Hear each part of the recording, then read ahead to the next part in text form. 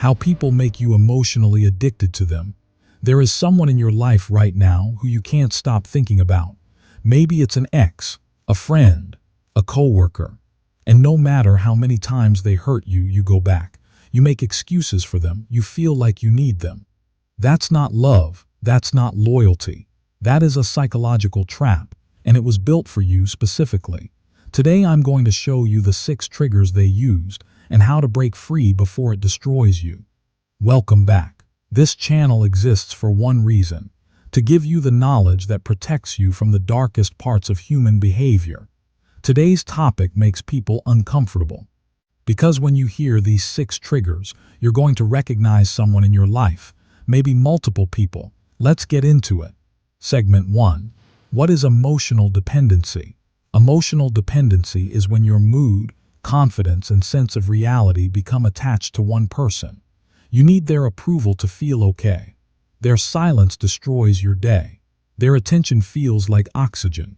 Normal people call this being in love.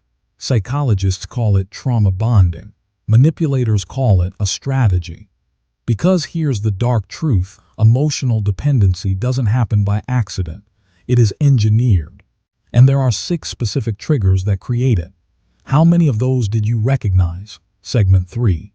Breaking the chain. Here's what nobody tells you. Breaking emotional dependency is not about willpower. Your brain has literally been rewired, so you have to rewire it back. Here's how.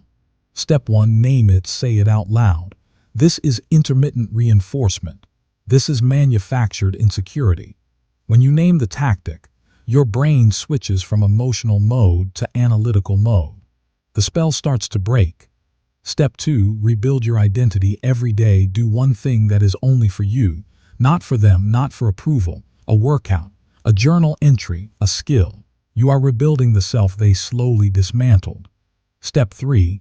Control distance. You cannot think clearly when you're still in the fog.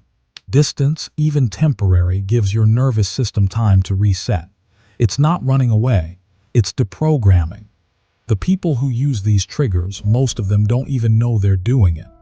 They learned these behaviors to survive their own trauma. That doesn't make it okay, but it means you don't have to hate them to leave. You just have to choose yourself. Maybe for the first time. If someone came to mind during this video, drop their first initial in the comments. You don't have to explain, we'll know. Next video, we're going even deeper.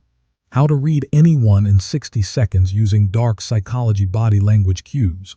Subscribe, because that one is going to change how you see every person around you. Stay sharp. I'll see you there.